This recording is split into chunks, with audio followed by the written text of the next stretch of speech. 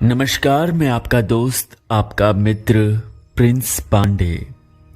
सर्वप्रथम पूज्यपाद सद्गुरुदेव डॉक्टर नारायण दत्त श्री माली जी, जिन्हें लोग योगीराज परमहंस निखिलेश्वरानंद जी के नाम से भी जानते हैं, उनके श्री चरणों में हम सभी का कोटि कोटि वंदन प्रणाम स्वीकार हो एवं उनके प्रति हमारा प्रेम, हमारी श्रद्धा, हमारा समर्पण सदैव अगाध रूप से व्याप्त रहे, यही उनके श्री चरणों में प्रार्थना है, तहे दिल से गुजारिश है।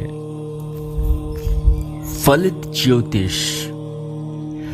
आज हम जानेंगे कि किस प्रकार से सद्गुरुदेव ने ज्योतिष विज्ञान के क्षेत्र में अति दुर्लभ सूत्रों को अपने भीतर आत्मसात किया एवं हम सभी के समक्ष प्रस्तुत किया। पिछले भाग में हम जान चुके हैं कि सद्गुरुदेव ने माता जी से एवं मां से हिमालय जाने की अनुमति प्राप्त की। फिर उन्हें हिमालय में मधुसूदन बाबा जी, जिन्हें पूर्णानंद जी के नाम से भी जानते हैं, उनसे भेंट हुई।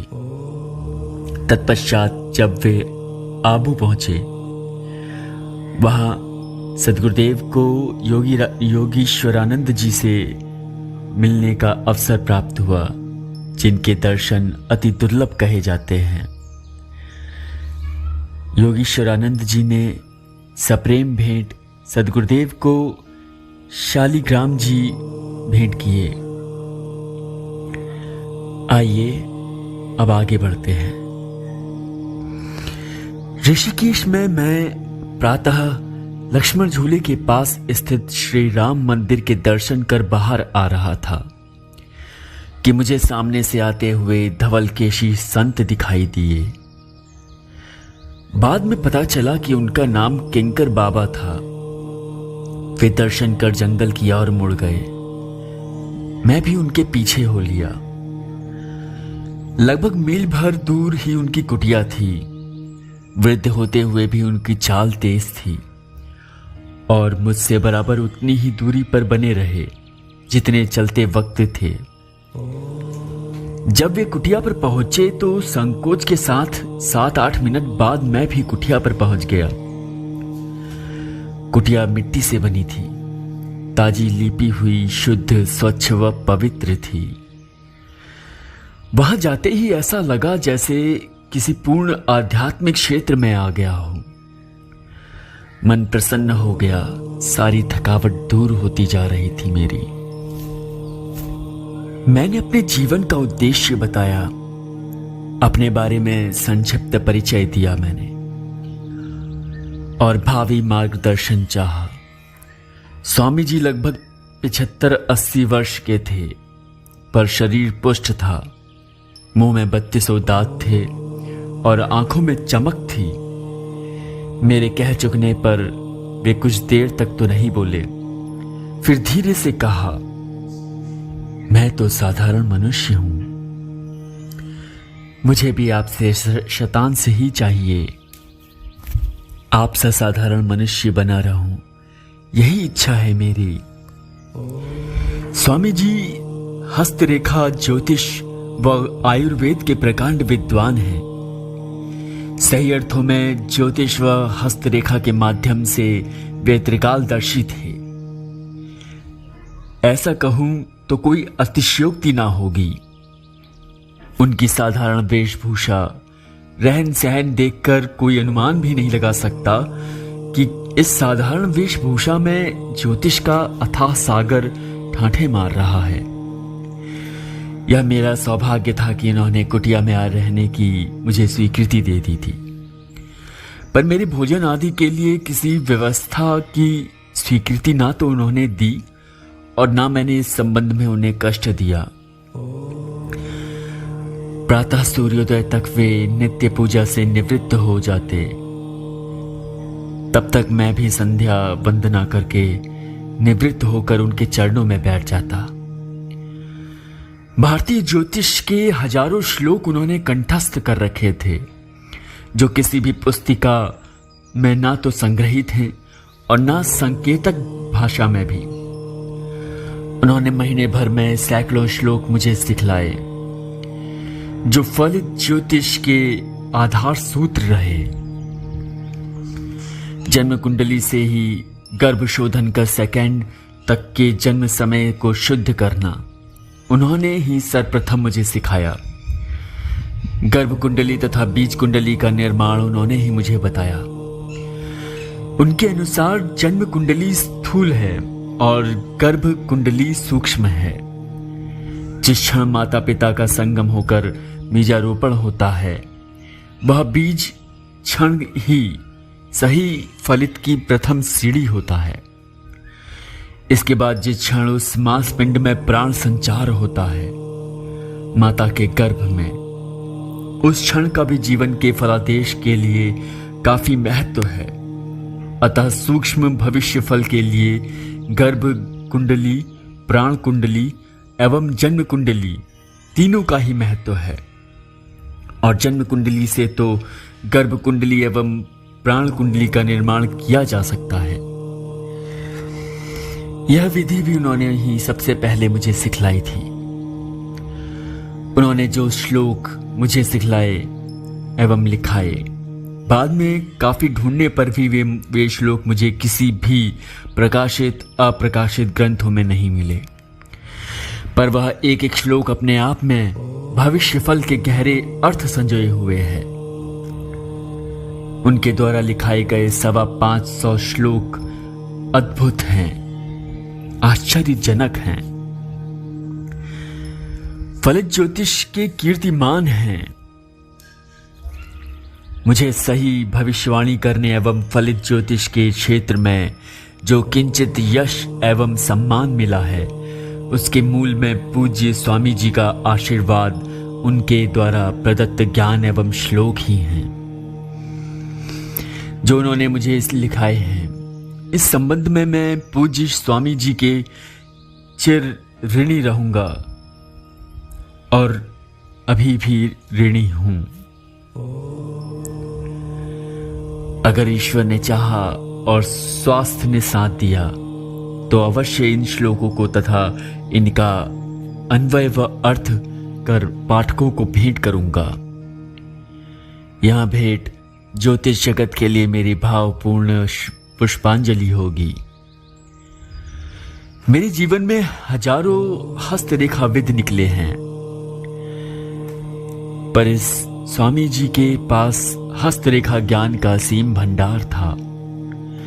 छोटी से छोटी रेखा तक का नामकरण था उनके पास, और इन रेखाओं के परस्पर संयोग आदि योगों की नामावली भी थी। जितने सुंदर तरीके से उन्होंने इस ज्ञान का कुछ अंश मुझे दिया वह मेरे जीवन की अमूल्य निधि है। उनके पास एक अद्भुत विधि थी, मात्र मध्यमा उंगली से जन्म तिथि निकालना, जन्म समय स्पष्ट कर देना और अक्षांश देशांतर के माध्यम से जन्म स्थान का उल्लेख कर देना। गुरु भेंट के रूप में उन्होंने वह ज्ञान मुझे दिया था और इसके लिए मैं आज भी उनका कृतज्ञ हूं। काफी वर्षों बाद मेरे प्रिय एधा के श्री जयप्रकाश श्रीवास्तव जी ने मुझे बताया कि उन्हें चित्रकूट में एक साधु मिले थे जो मध्यमा उंगली से जन्म तारीख निकाल लेते हैं, और उन साधु से उन्होंने सीखने का भी प्रयत्न किया था। एक दिन प्रातः जल्दी ही मैं भगवती भागीरथी के स्नान को गुरु आज्ञा से चला गया था। सूर्योदय होते होते जब मैं कुटिया के द्वार पर आया तो देखा कि स्वामी जी बिल्व वृक्ष के नीचे ध्यानस्थ बैठे हैं और उनके मुंह से मधुर मंद घोष से सौंदर्य लहरी का श्लोक प्रस्फुटित हो रहा था। करते माणिक्यम गगनमणिभिः सांद्र घटितम किरीटम ते हेमम हिमगिरि सेतु कीर्तियति यः सन्नीडे छाया छुरण शबलम चंद्र शकलम धनु शौनाशीरम किमिति न निबध्नाति धीषणम। धनोतु ध्वांतम न स्तुलित दलिते दिवारम वनम। धनस्निग्धम श्लक्षणम चिकुर निकुर लंबम तव शिवे। शदीयम सौरभ्यम सहजमुपलब्धुम सुमनसु। वसन्त्यस्मिन् ये बलमथन वाटी विटपिनम। सौंदर्य अपने आप में जीवन की पूर्ण परिभाषा है, जीवन का उत्साह है। सही अर्थों में देखा जाए तो जीवन का मधुरिम नृत्य है। सौंदर्य अपने आप में गति है। सौंदर्य आंखों को बांध लेने की सम्मोहन क्रिया है। सौंदर्य देवताओं द्वारा दिया हुआ वरदान है। सौंदर्य करोड़ों करोड़ों हीरे मोतियों से भी ज्यादा मूल्यवान है। इस प्रकार का सौंदर्य उसे प्राप्त होता है जिसके कई कई जन्मों के पुण्यों का अभ्युदय होता है। वास्तव में सौंदर्य शीतल छाया है और जीवन के पाप ताप दोष दुख को मिटाने की कला और एक साधारण मनुष्य को पूर्णता देने की प्रक्रिया है। सौंदर्य के मूल्यवान और कुछ भी इस पृथ्वी पर है ही नहीं। पूरा वातावरण प्रकृति सुख से पूरित हो गया था। इतना मधुर स्वर उस शांत प्रकृति में सहज सौम्य रूप से बिना भाग्योदय के सुनना संभव ही नहीं है। तभी एक वृद्ध व्यक्ति कुटिया से बाहर आता दिखाई दिया। मैंने इस नवागंतुक को पहचाना नहीं। पिछले 20 दिनों में भी मैंने उसे वहां देखा नहीं था।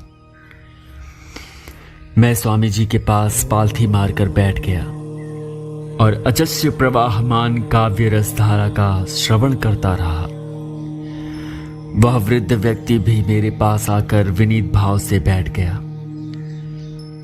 अब मैंने उसे ध्यान से देखा। लगभग 60-65 वर्ष का व्यक्ति, वृद्ध व्यक्ति, मगर फिर भी सीधी कमर पर चलने वाला, आंखों में चमक पर, चेहरे पर वृद्धता की छाप एवं सलवटे, हाथों पर भी झुर्रियां पड़ने लग गई थीं। ऐसा लगता था जैसे उस व्यक्ति ने काफी कुछ भोगा था। वह शांत था। करीब 15-20 मिनट के बाद स्वामी जी ने आंखें खोली। वृद्ध को देखते ही वे खिल उठे। कहो शंकर, प्रसन्न हो? वृद्ध ने उठकर स्वामी जी के चरणों में सिर रखा, आशीर्वाद लिया और पुनः अपने स्थान पर मौन होकर बैठ गया। क्यों शंकर, पूरे 8 साल बाद मिल रहे हो? वृद्ध कैसे हो गए? चेहरे पर झुर्रियां कैसे पड़ गई तुम्हारे? बाबा जी तो प्रसन्न है ना? वृद्ध व्यक्ति ने पहाड़ी भाषा में उत्तर दिया, जिसे मैं पूर्णतः तो नहीं समझ सका, पर इतना आशय अवश्य समझ गया कि वह वृद्ध व्यक्ति स्वामी जी को लेने आया है। बाबा जी ने बुलाया है। जब ज्ञात करने पर पता चला कि बाबा जी स्वामी जी के गुरु हैं तथा मिलने के लिए बुलाया है, तो वे काफी दूर हिमाच्छादित पहाड़ों में रहते हैं। वह वृद्ध व्यक्ति बाबा जी का सेवक था। पर शंकर, तुझ पर वृद्धत्व हावी हो रहा है। आज ही मैं तेरा कायाकल्प करूंगा। आज तू बाटियां और दाल बनाएगा, हम दोनों भोजन करेंगे। सामग्री कुटिया में पड़ी है, मैं बाहर जा रहा हूं। लगभग 2-3 घंटों में लौटूंगा। इतना कहते कहते स्वामी जी उठ खड़े हुए और सवेग एक और बढ़ गए। शंकर अत्यंत मितभाषी था। फिर भी समस्या यह थी कि उसे पहाड़ी बोलने के अतिरिक्त दूसरी भाषा भी तो नहीं आती थी। संकेतों से ही बाबा जी के बारे में जितना जान सका था। आज्ञा पालनार्थ उसने कुटिया के बाहर चौका लगाया। कंडे बिनकर खे लगाई तथा गेहूं का आटा मथकर गोल गोल बाटियां बनाने लगा। एक अलग पत्थर के चूल्हे पर मूंग चने की दाल चढ़ा दी। लगभग 11:30 बजे स्वामी जी आए। तब तक बाटियां एवं दाल बन चुकी थी। स्वामी जी के हाथ में लगभग 9-10 इंच लंबी किसी पहाड़ी पौधे की जड़ सी थी। तीनों के लिए अलग अलग भोजन परोसा। एक कटोरे में शंकर के लिए जो दाल डाली थी उसमें वह जड़ घुमाते रहे और जड़ गलती हुई दाल में मिलने लगी। दाल का रंग गहरा पीला हो गया। लगभग 4 इंच घिस चुकी थी। बाकी जड़ स्वामी जी ने पीछे की तरफ फेंक दी और वह दाल स्वामी जी ने शंकर को खाने के लिए दे दी। दाल में बाटियां चूर कर शंकर वह सब दाल खा गया। हम भी भोजन कर चुके थे। बर्तन साफ कर कुटिया में रख दोपहर को ही स्वामी जी के संकेत पर वन में घूमने निकल पड़े। लगभग 4 घंटे निरुद्देश्य घूमते रहे। पता नहीं स्वामी जी का क्या प्रयोजन था। संभवतः भोजन के बाद शंकर के लिए चलना आवश्यक था, तभी वह जड़ असर करती या और कोई बात होगी। पर मेरे जीवन का महान आश्चर्य कि 4-4.5 घंटे बाद जब हम कुटिया पर आए तब तक शंकर के चेहरे की काफी सिलवटें मिट चुकी थी। सुबह तक तो हाथों की झुर्रियां ढूंढने पर भी नहीं दिखाई दे रही थी। सिर के तथा भौहों के बाल पूर्णतः सचिक्कण काले हो चुके थे और पूरे शरीर पर वृद्धत्व का कोई चिन्ह बाकी नहीं रहा। एक प्रकार से पूरा कायाकल्प हो चुका था उसका। उसके शरीर की सुस्ती समाप्त हो गई थी। वह चुस्ती अनुभव करने लगा था।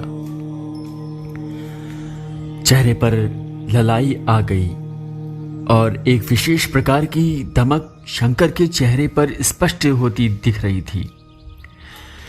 शाम को 6 बजे स्वामी जी शंकर के साथ चलने को तैयार हो गए। मैं अभी और 2-4 महीने स्वामी जी के साथ रहना चाहता था, पर वे स्वयं जा रहे थे। मैंने साथ चलने की हट की, पर स्वामी जी ने मना कर दिया।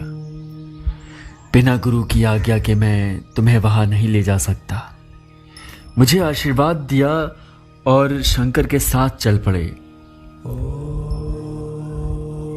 मैं अकेला रह गया। उनके कायाकल्प का प्रयोग अद्भुत था। मैंने उस बची हुई जड़ को ढूंढने का प्रयास किया, पर वह नहीं मिली। उस रात मैं उसी कुटिया के बाहर सोया। दूसरे दिन 4-6 घंटे उस जड़ के टुकड़े को खोजने के मैं बिताए, पर वह टुकड़ा नहीं मिला। स्वामी जी ने कोई दूर भी नहीं फेंका था उसे, पर भाग्य बिना नर पावत नाही। मैं उस टुकड़े को प्राप्त ना कर सका, ना स्वामी जी से इस बारे में कुछ पूछ सका। मुझे विश्वास है कि यदि स्वामी जी का 2-3 महीने और सत्संग मिलता तो निश्चय ही वे इस कायाकल्प का रहस्य भी मुझे समझा देते। पर शायद वह मेरा सबसे अधिक दुर्भाग्यपूर्ण दिन था, जिस दिन मैं स्वामी जी से बिछड़ा था। निश्चय ही भारतीय जड़ी बूटियां अद्भुत हैं। यह घटना मेरी आंखों के सामने गुजरी है। भारतीय वैद्य चिकित्सकों के लिए यह चुनौती है कि वे इस जड़ की खोज करें। यह गंगा तट से 20-25 मील से दूर की वस्तु नहीं। दाल में घुलती है और दाल का रंग गहरा पीला हो जाता है, पर यह इसका संकेत मात्र है। काश मैं यह विद्या उनसे सीख पाता, पर ज्योतिष एवं सामुद्रिक शास्त्र में उन्होंने जो ज्ञान मुझे दिया वह अलभ्य है। मेरा रोम रोम इसके लिए स्वामी जी का कृतज्ञ है। जय निखिलेश्वर।